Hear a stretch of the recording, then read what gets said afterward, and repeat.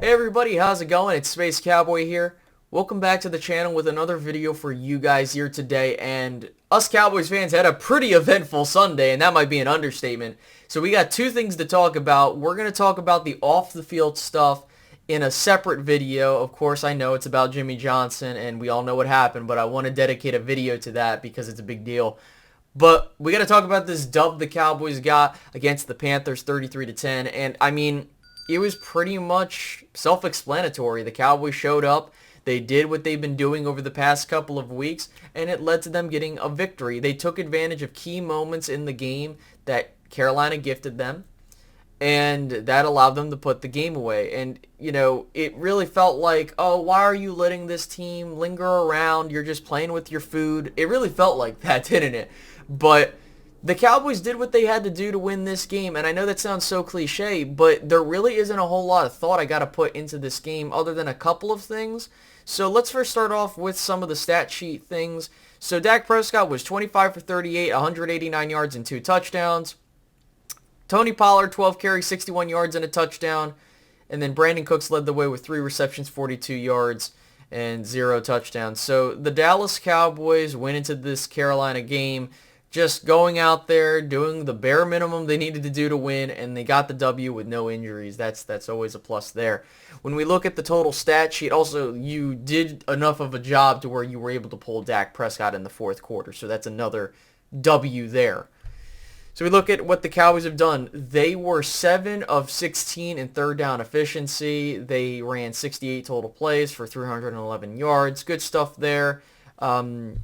The key thing, though, as I'm trying to pull it up here, is the red zone efficiency. The Dallas Cowboys were 2 of 4 in the red zone, and you look at the penalties, they only had 5 penalties, and we pretty much controlled time of possession. It was pretty much half and half, but the key thing was that the Cowboys did more with their possessions than the Panthers.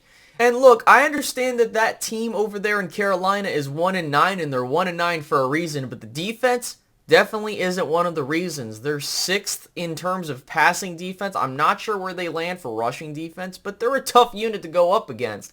And they were causing us problems throughout the game, being able to go down the field vertically, and we had to do things meticulously. So that's why it felt like much of a grind in this game than the previous weeks we were used to.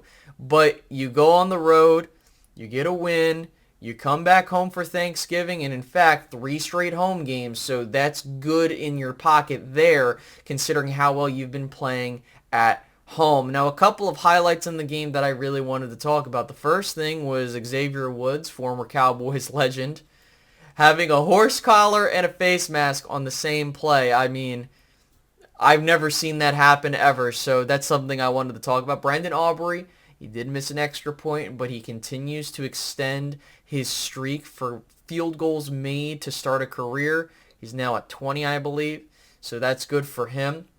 You also look at Micah Parsons, 2.5 sacks. He's now at 10 sacks.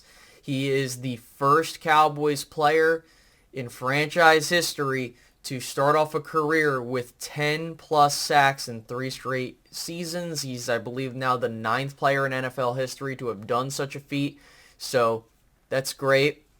Then you look at what Tony Pollard was able to do, and it looked like he's starting to get his feet underneath him, and the Cowboys are kind of working with things on how to make him be more efficient as a runner, pitching it to him, and not just directly handing off to him sometimes. Now, there was some wildcat plays that I wasn't a fan of, but it is what it is. I think that the Cowboys did exactly what they needed to do.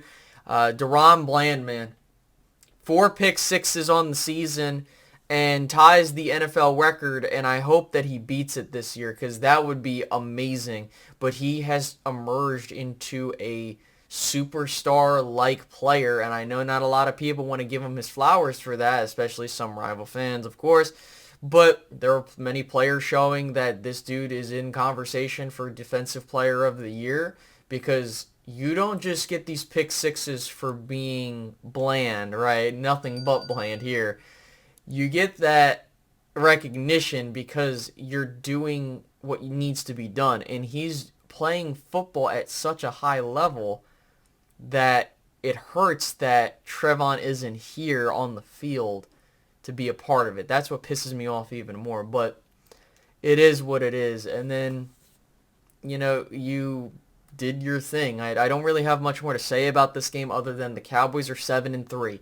The other good news, and the reason I wanted to wait to make this video, was for the results of the Seahawks and Vikings games, which they both lost. So you have a little bit more cushion as they have other games that they got to play with divisional opponents as well as other NFC teams, and you continue to stack NFC wins. Now the Cowboys have an above 500 record versus the NFC after stacking these wins that we've had over the past couple of weeks, and that's great.